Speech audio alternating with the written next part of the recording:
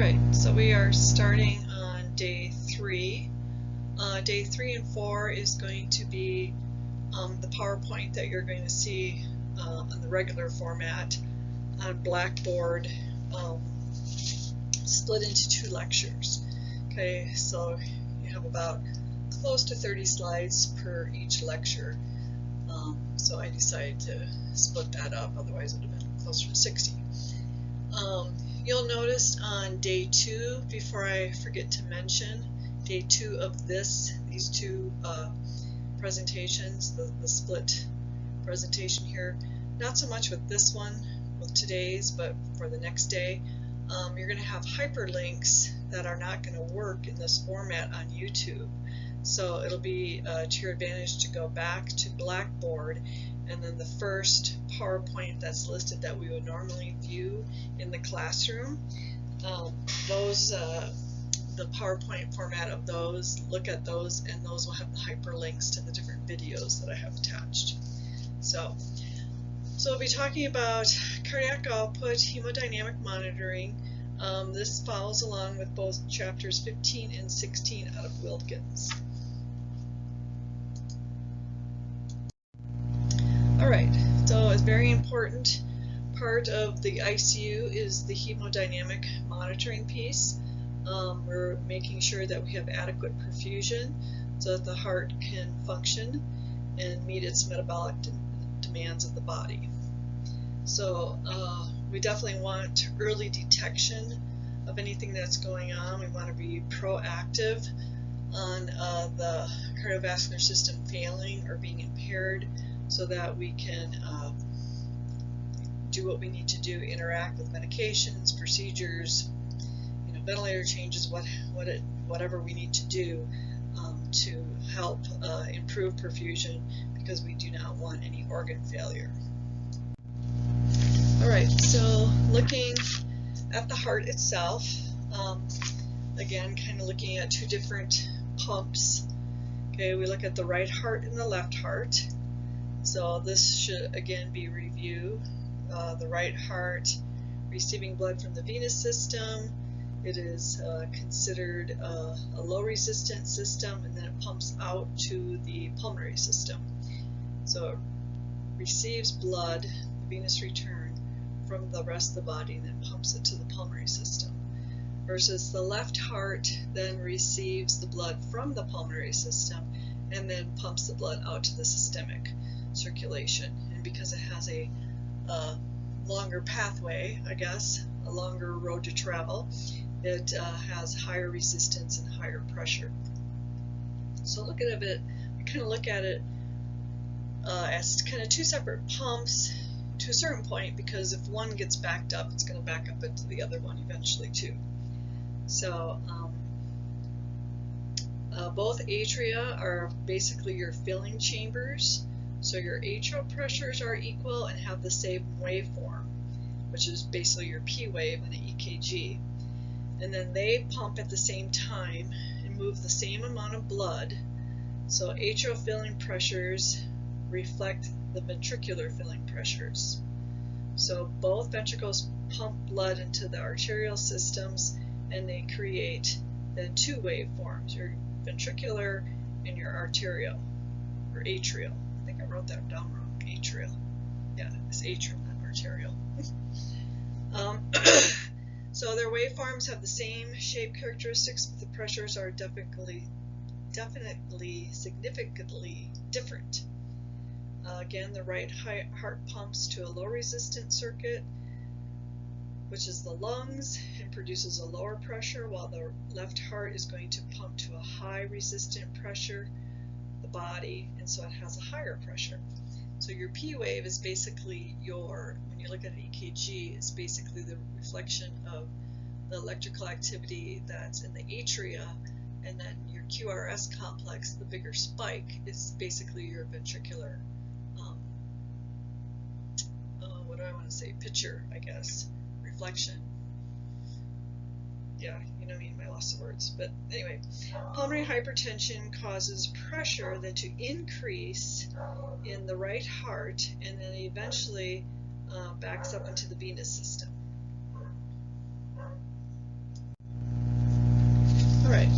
So cardiac output is defined then as the amount of blood pumped out of the left ventricle in 1 minute. All right, and so we know that from way back when, that heart rate times stroke volume equals your cardiac output, with normal being about 4 to 8 liters per minute. All right, and that's going to vary depending on a person's age, sex, body size, and blood viscosity, which is your crit, and then the tissue demand for your oxygen. And overall, men have a 10% increase in cardiac output compared to women. Right, stroke volume. Stroke volume then is the amount of blood pumped or ejected from the left ventricle with each contraction. Okay, so that's where we get the heart rate then would be beats per minute, and where cardiac output is per minute in 1 minute, but stroke volume is the amount of blood ejected with each contraction, so with each squeeze, how much is coming out. And that is determined by your preload, your afterload, and your myocardial contractility. And we'll be spending time defining those coming up here. So just a little formula there of your cardiac output divided by your heart rate, that's going to equal your stroke volume. Normal is about 60 to 130 mils per beat. And again, then we would take that stroke volume and then multiply it by our heart rate. And our heart rate then is obviously the number of cardiac contractions in 1 minute. Okay, so your and then we also have to keep in mind that we're converting then from liters to milliliters when we're talking about cardiac output. Cardiac output is looking at liters. So when the heart is stimulated by the sympathetic nervous system, the heart's actually capable, okay, we don't see this all the time, obviously, but our heart is actually capable of pumping 20 to 25 liters per minute. So a well-trained athlete's heart can enlarge as much as 50% and can pump up to 35 liters per minute. Okay, I thought that's pretty impressive.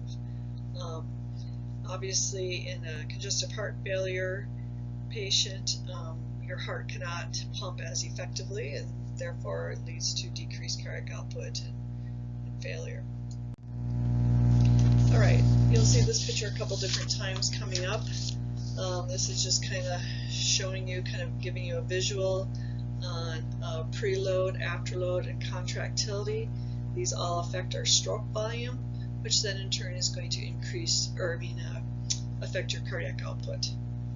Okay, so we will definitely get back to this diagram. Preload, remember, is your ventricular end diastolic pressure or volume, and then afterload, okay, afterload is the force against which the heart has to pump. Okay, so your systemic vascular resistance determines how much afterload, how hard you have to push against the force, the amount of force rather. All right, so a lot of these different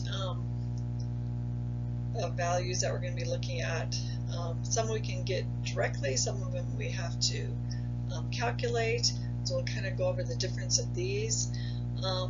You can take a look at, this is going to kind of start covering on day 5. You have a table of normal values that you're going to need to fill out. You're going to have to define like end diastolic volume, EDV, what it stands for, what it means, the normal values of it, if it's either calculated, if it's an indirect or direct measurement, basically. So this is going to be kind of starting looking at all these different values, okay? And these are, I believe, chapter, what did I say, 15 and 16? I think these are a good page for you to refer to in Wilkins. Of course, I have the older book in front of me right now, but if you look, there's a table in the beginning, I believe it's chapter 16, that has a lot of the values that you're going to need to help you fill out that table. And you will get points for that too. So, alright, so invasive cardiac monitoring can obviously give you a direct measurement. Okay, we can do that with blood pressure, mean arterial pressure, pulmonary artery pressure, your CVP, your central venous pressure, your wedge, your cardiac output. And then there's other ones that we actually have to calculate, and a lot of those you can see involve index. So anything that ends in the I there is your index. And remember, index has to do with body surface area. Okay. So just so that you know, a Swan-Ganz is also referred to as a pulmonary artery catheter or a balloon tip directional flow catheter.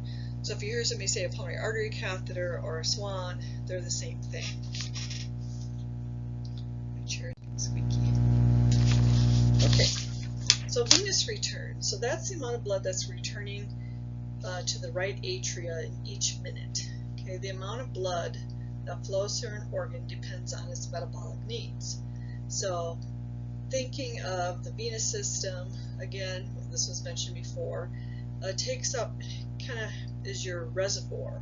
It's your capacitance. It holds that blood. Okay, so about 2/3 of your blood is in the venous system. So it acts as a reservoir to maintain flow to the vital organs. You know, when the blood flow is lost, that's where it comes from, is your venous system. In a healthy heart, as your venous return increases, so does your cardiac output.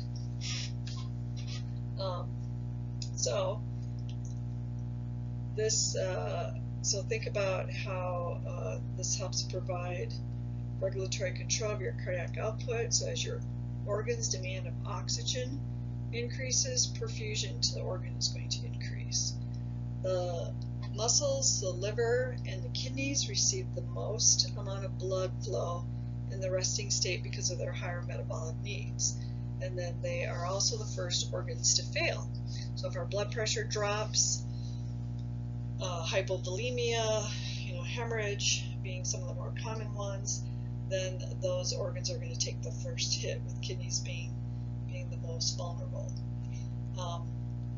With increased activity or with decreased oxygen that's available, you're going to also vasodilate so that we can actually get more oxygen and more blood flow to those vital organs. Okay, so some parts constrict, so other areas can get the blood to where it needs to be. And I think this was kind of explained in my last video, or I was trying to explain about that whole compensatory mechanism with the picture of like that little seesaw thing, trying to balance it out, on how about you can lose about 20 to 25% of your total blood volume can be lost without altering circulatory function and pressures due to the venous system's ability to compensate. So I think that's pretty remarkable that our body's able to help us out and compensate. Alright, so we're going to be looking at some different calculated cardiac measurements. Okay, we're going to be starting off looking at cardiac index. Okay, and cardiac index basically is just taking your cardiac output divided by your body surface area. Okay, so it's going to be lower than your normal cardiac output because you're having to divide it by the BSA. So then it's liters per minute per meter squared. Okay, and that little link right there, like I said, if you go to the first viewing of the PowerPoint, kind of the old-fashioned way, I guess, the one that I would use in the class, this is actually just basically a calculator for BSA. So if you open that up, if you open up that link, it's going to be a calculator where you're going to put in the patient's height and the weight, and it's going to spit out the BSA. Similar to the nomogram here, this is a little more, and I know you're familiar with this, with trying to figure out something similar to this with figuring out ideal body weight, but looking at BSA.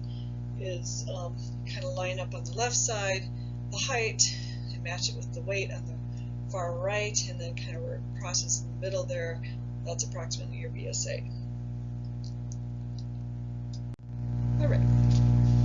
So stroke volume index is kind of the same idea as far as taking a value, in this case the stroke volume, and dividing it again by VSA. So this is reflects the contractility of the heart, the overall. So your stroke volume index reflects, one, the contractility of the heart, the overall blood volume status, and the amount of venous return.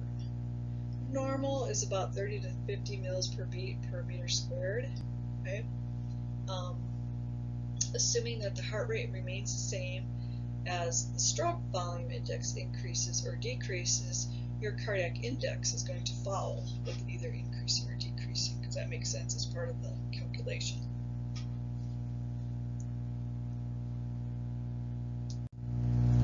All right, cardiac work. So this is the measurement of energy the heart uses to eject blood against resistance. So the left ventricle ejects blood against the mean aortic or arterial pressure, okay? And the right ventricle ejects blood against the mean pulmonary artery pressure, okay? So kind of again the left heart, right heart thing. Cardiac work correlates with oxygen requirements of the heart. Okay, so this is definitely on the test. I have a note, a highlight here, of cardiac work correlates with oxygen requirement of the heart. Normal cardiac work is much higher for the left ventricle. So again, cardiac work is a measure of the energy the ventricles use to eject blood against either the aortic or pulmonary pressures. Okay, so it's the resistance that it needs to have to overcome that pressure. All right, so cardiac work index then is looking at the measures of work per minute per square meter for each ventricle. So again, it's taking your VSI into consideration, but at the same time, you're multiplying this cardiac index times your MAP.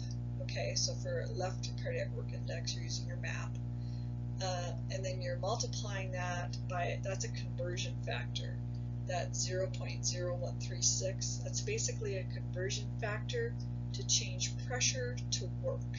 Okay, so that's a conversion factor. So keeping in mind the left and the right ventricles eject the same volume of blood, but the left ventricle must eject against the mean aortic pressure, which is 6 times higher than the mean pulmonary artery pressure. Therefore, your LCWI, your left cardiac work index, is going to be higher than your right cardiac work index. And you'll see, you can see that on the numbers right here. And you'll also see it coming up on these. So this is basically talking more right ventricular stroke work index. And now you're looking at the RVSWI. Okay, so this is the amount of work required by the right ventricle to pump blood. So it's the contractility of the right ventricle, how much it needs, how much strength it needs. So your ventricular stroke work is basically the measure of myocardial work per contraction. So ventricular stroke work is the measure of myocardial work per contraction. The product of stroke volume times the pressure across the vascular bed. Okay, and that's how we get all those different measurements of pressure. Always remember that your CVP, your central venous pressure, is equal to your RAP, your right atrial pressure. Those are equal numbers. Okay. So your I'm just going to kind of go over some of those numbers right now while I'm thinking of it. So your normal CVP, which again is equal to your right atrial pressure, is about 0 to 8 millimeters of mercury. Now, looking at your pulmonary artery wedge pressure, okay, so that's the filling pressure of the left heart. This is the left atrial pressure, okay, so those numbers are pretty equivalent there. That is about 6 to 12 millimeters of mercury, okay, so your pulmonary artery wedge pressure. Okay, so if you look at page 343 in your textbook on chapter 15, it kind of shows this definitely shows all the pressures, and you're going to need to know that little picture there of, and there's going to be a range. So I know I said the right atrium pressure and the CVP pressures are the same. You'll see 0 to 8, and you'll also see 2 to 6. Okay, so I'm not going to try to like mess you up totally, but on an exam it'll be pretty clear, different ranges.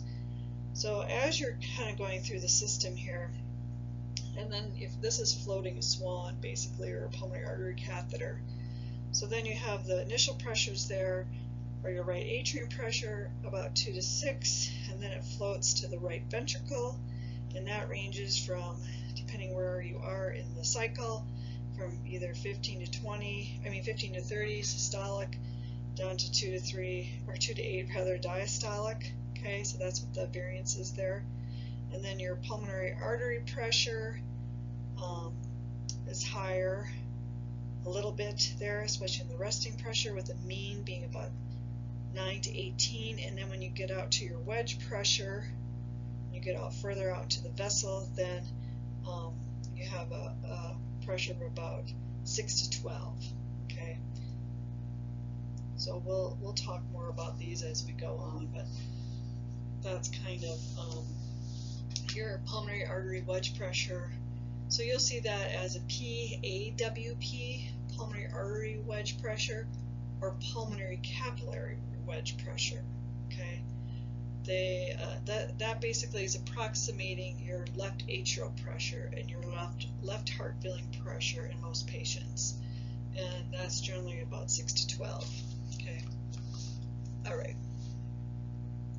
We'll talk more about those. Don't worry. All right, so moving on then to your left ventricular stroke work index. So this is the amount of work that's required by your left ventricle to pump the blood. So it's representing the contractility of the left ventricle. So it is much higher, as you can see when you're comparing numbers, to the right side. Okay, so we had a 7 to 12 on the previous slide compared to 40 to 60 on this side, on the left side. Okay, and MAP is your mean arterial pressure. Alright, so things that can affect these numbers, that can either increase them or decrease them. Okay, so these are changes that can happen to stroke volume index, cardiac output, cardiac index, your right ventricular stroke work index, and your left ventricular stroke work index. So these are things that can increase it or decrease it. Okay, and this you will find on in Desjardins. Okay, so not Wilkins in this one. This is Desjardins, which I do like Desjardins for certain things. So you can kind of use, and I have page 487, Desjardins. So some of the causes of increasing, like stroke volume, cardiac output, would be positive inotropic drugs. Okay, so these increase our contractility. So things such as digoxin, epi, amiodarone, Leofed, dopamine, dobutamine, and isoproterenol. And Desjardins definitely has it written out. Let me double check as I'm talking to you here. I'll pull up my textbook. What did I say? 487? Just going to double check. So this is chapter 15 then in Desjardins. Yes, it has all those drugs listed. Okay, so page 487. And chapter 15 also goes over your hemodynamics. So, look at both of them, whichever one kind of helps you a little bit more. It's some of this pretty much the same information, just presented a little bit differently. And always keep in mind of those reference ranges and how sometimes there's variance on those numbers just a little bit. Alright, things that also could increase it would be hypervolemia, so a lot of fluid, early stages of septic shock, anything that's going to increase the metabolism, fever, shivering, exercise. And then on the other side, on the flip side of decreasing, cardiac output, stroke volume, would be your negative inotropic drugs, which would be anything that ends in the OLL, O-L-O-L, like metoprolol, propranolol, any of those OLLs, O-L-O-L drugs. And then if you're dry, hypovolemia, congestive heart failure, obviously you don't have the ability to have a good contractility, skeletal muscle relaxation, pulmonary embolism, mechanical ventilation, some poisons, hypothermia, hyperventilation of the lungs, so we're putting too much pressure, high PEEP, so those are things that are going to decrease. So end diastolic volume then is the amount of blood in the ventricle at the end of diastole, or the end of the filling time. This is a direct measurement and it can be time consuming.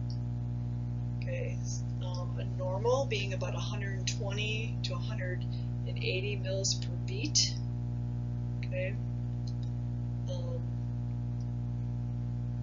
So your end diastolic volume is what creates your preload. When you're looking at ventricular volume and you're looking at end diastolic volume, that is again the amount of blood in the ventricle at the end of filling. And your end diastolic pressure, so your EDP, can help estimate the ventricular size.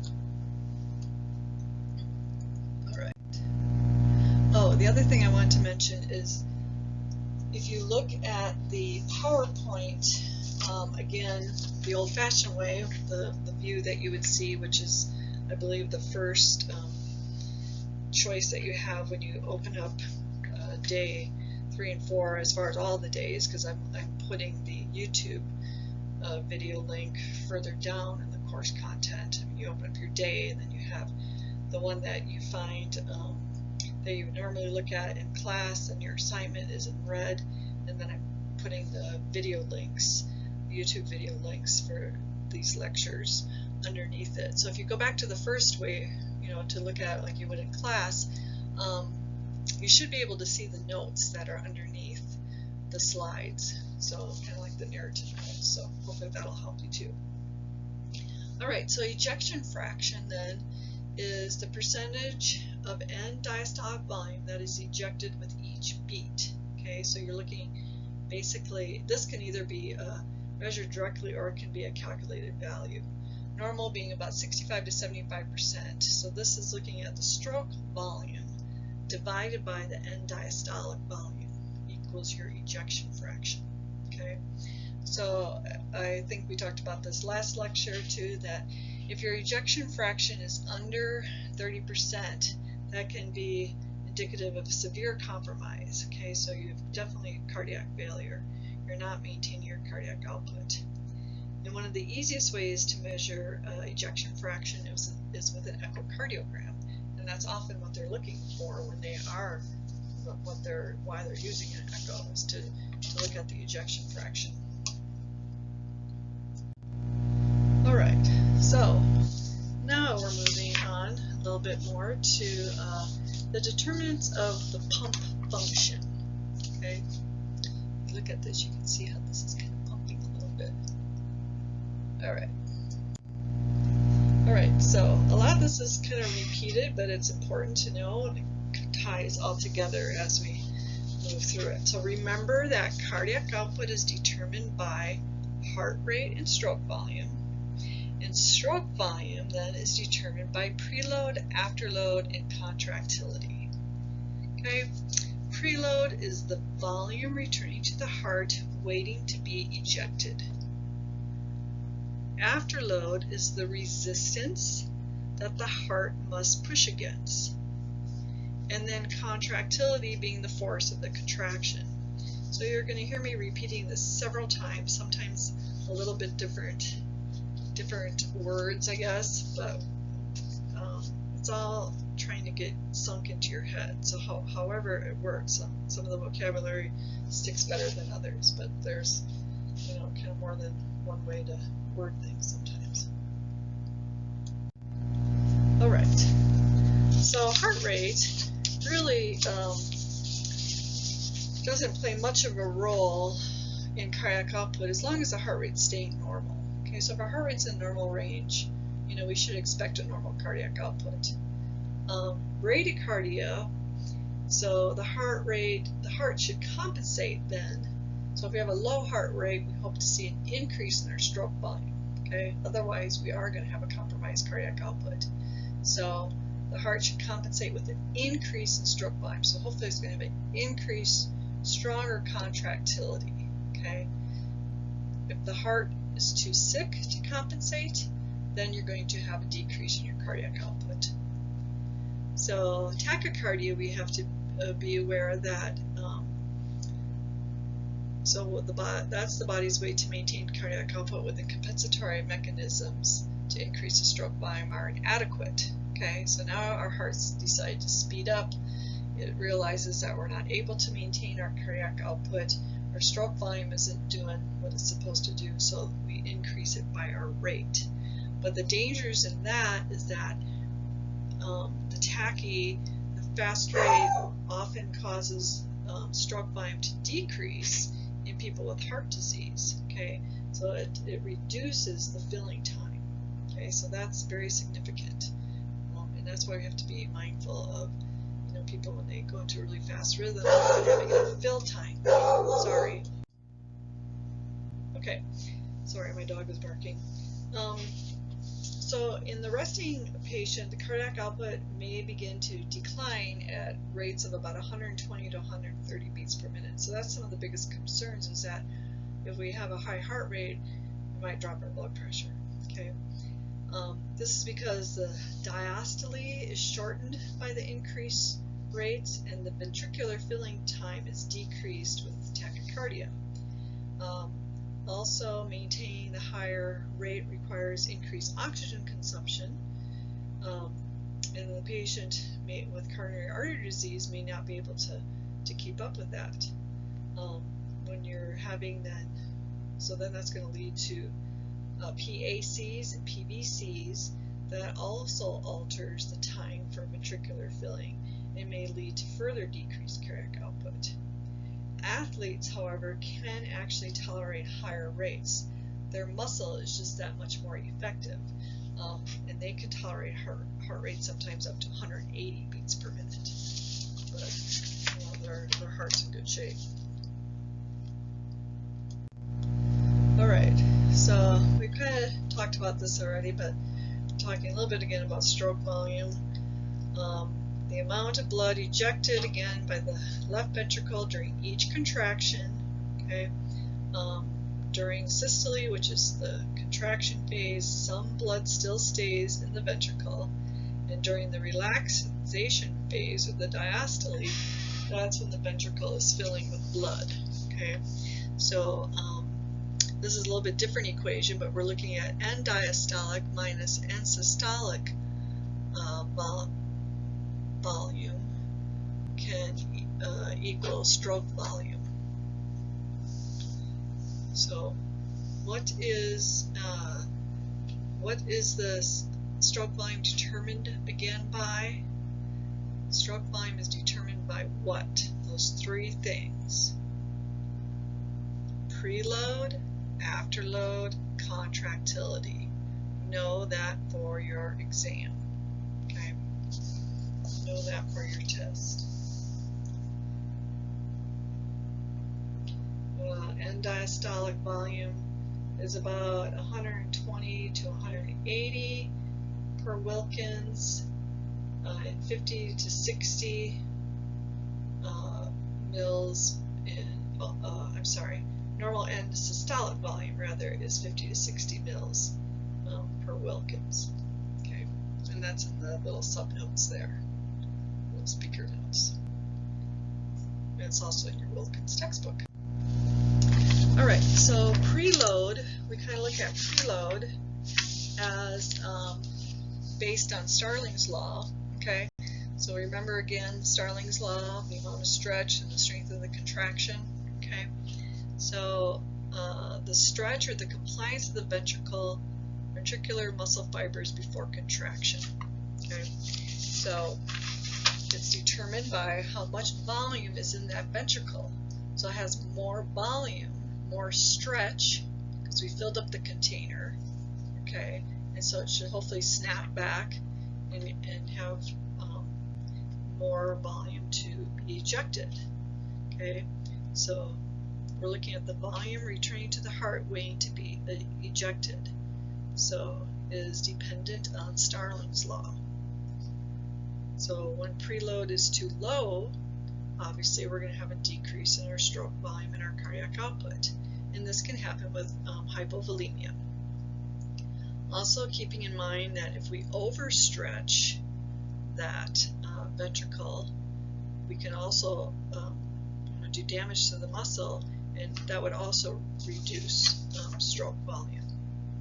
So Starling's law, the greater the stretch, the greater the recoil to a certain extent. Okay. The way to measure preload is with an echocardiogram or radionuclide imaging, which is very time consuming, or with a Swan-Ganz, which is easier but invasive.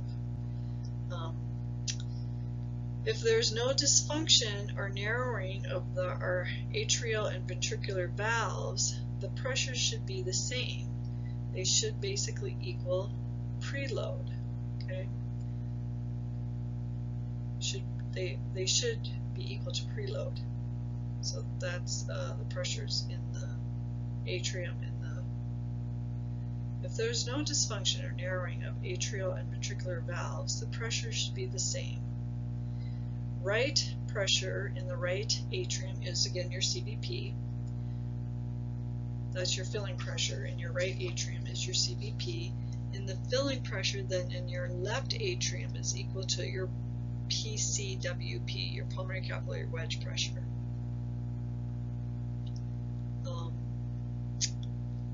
What else did I want to say? Also be careful that filling pressure does not always reflect ventricular volume in the critically ill patient when ventricular compliance is altered. We'll talk about that kind of coming up in a couple slides. So looking at things that would decrease your preload, okay? So things that would dilate your tank. Okay, so if you had a decreased CVP or a decreased right atrial pressure, Lasix or diuretics, and venodilators such as nitroglycerin. So those are going to decrease your preload. Agents that increase your preload or fill the tank would be increasing your CVP or your right atrial pressure, which would be fluid or volume such as normal saline, lactated ringers, blood, plasma, albumin, anything that's going to fill up that tank.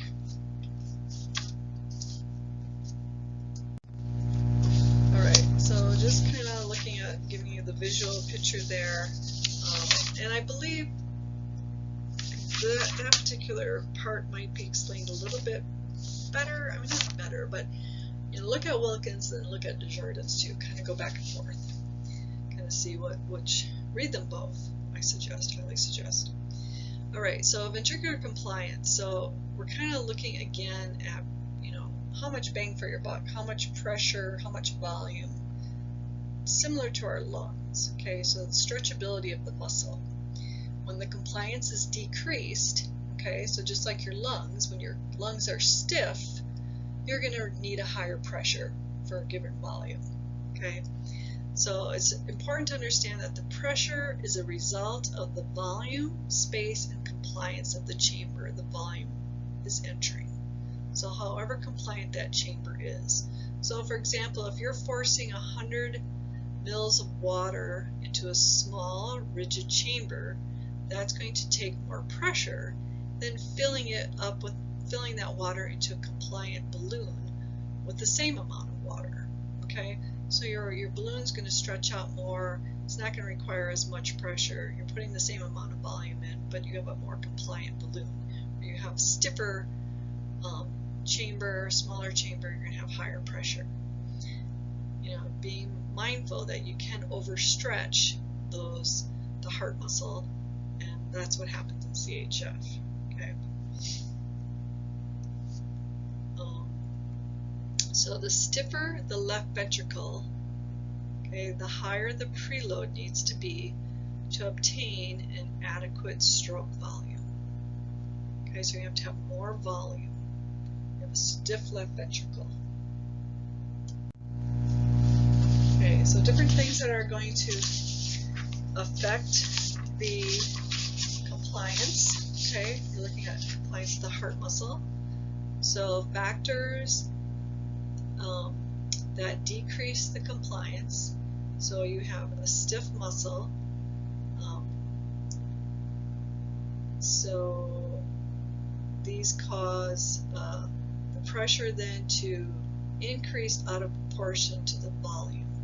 And these include things as an MI, okay, myocardial ischemia and infarction, because it's going to lead to a heart muscle that's not as efficient, okay, hemorrhagic and septic shock, okay. So when the compliance is reduced, a much higher pressure is generated for that given volume. Pericardial effusions, because they're going to put pressure onto the heart, okay. So the reason the shock is because everything is going to become vasoconstricted then, okay. That's how your body's trying to compensate to maintain a blood pressure, right? So you're wondering, like, well, I have a lot less volume. Wouldn't I have? No, it'd be more stiff because everything's tightened up, okay, because it's trying to maintain a blood pressure. Right ventricular dilation and overload. And this works because it causes the septum, this is not works, but this is why it happens.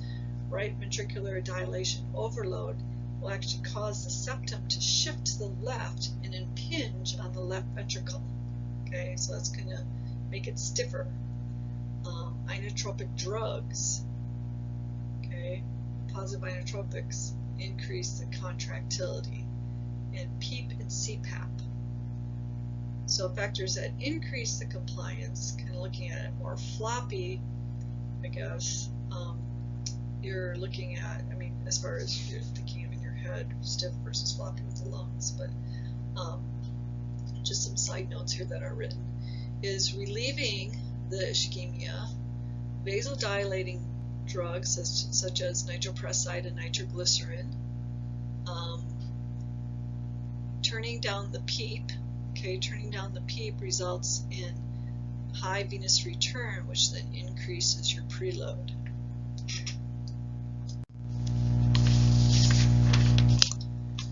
So factors that influence preload, venous return, and cardiac output then are going to be changes in the circulating blood volume, okay, changes in the distribution of blood volume, and your atrial contraction.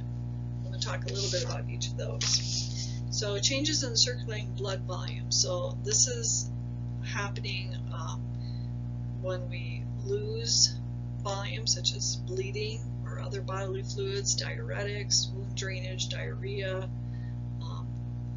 Fluids can then shift into the interstitial space, causing third spacing, which we see sometimes in sepsis, burns, and shock. Okay, these fluids given intravenously can actually also increase the circulating blood volume. Okay, so these are factors that are influencing your venous return, your cardiac output, your preload. How is the blood being distributed? Okay, so again, these are different. These can be, chemical differences, osmotic pressure, that type of thing. Third spacing, but also changes in body position. Okay, so dependent areas tend to have more blood in them. So blood moves to these dependent areas. So standing decreases venous return. Raising the legs helps improve it. Venous tone, so it may increase or vasoconstrict as a compensatory mechanism and shift more blood to the core, okay, like I was kind of talking about earlier. It may decrease from vasodilating from the nitrates, nitroprusside, or Lasix, which relaxes vascular tone. Intrathoracic pressure can change the distribution of blood volume, and obstruction of large veins returning to the heart.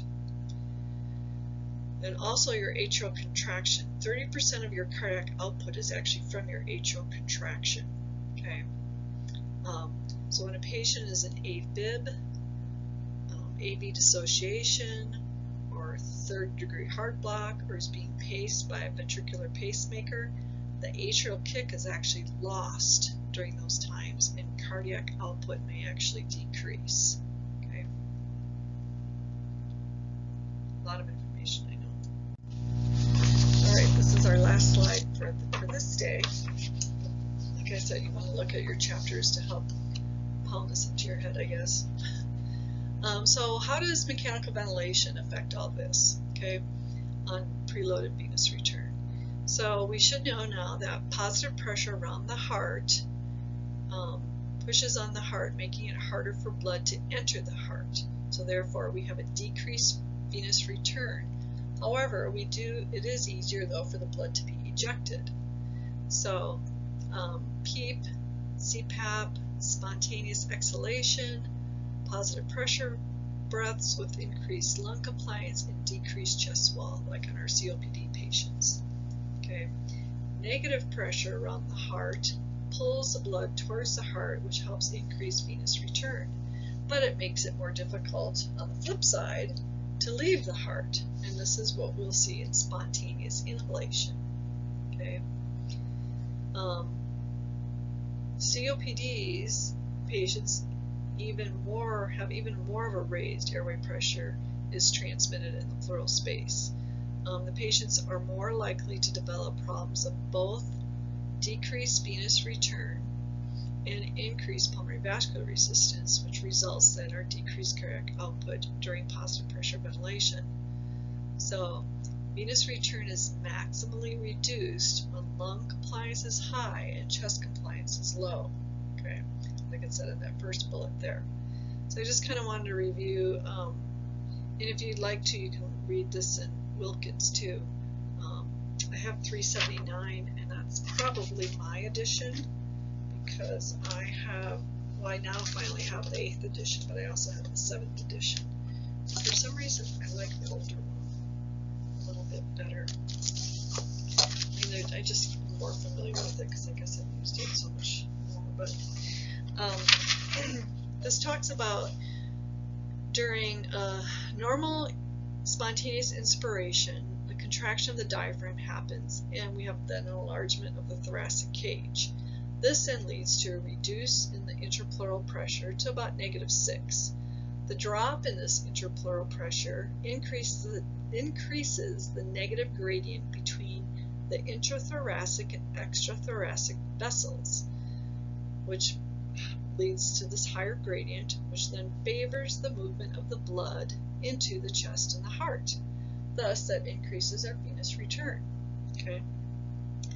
More blood is pulled then into the right atrium, which helps the preload. So spontaneous inspiration functions as a circulatory assist pump for the heart. During spontaneous exhalation, I'm being mindful this is spontaneous. During spontaneous exhalation, the reverse occurs. And during labored breathing, like in a severe asthma attack, the pressure swings then are exaggerated, and you may have a pulsus a paradoxical pulse. Sorry, paradoxical pulse. Okay, so this is where you're going to see a drop in the blood pressure more than 10 millimeters of mercury during your inspiration. Okay. Alright, so I was able to look up to see which page that was, and that's explained to you on page 359 in chapter 16 in your textbook. So make sure you do your assignment.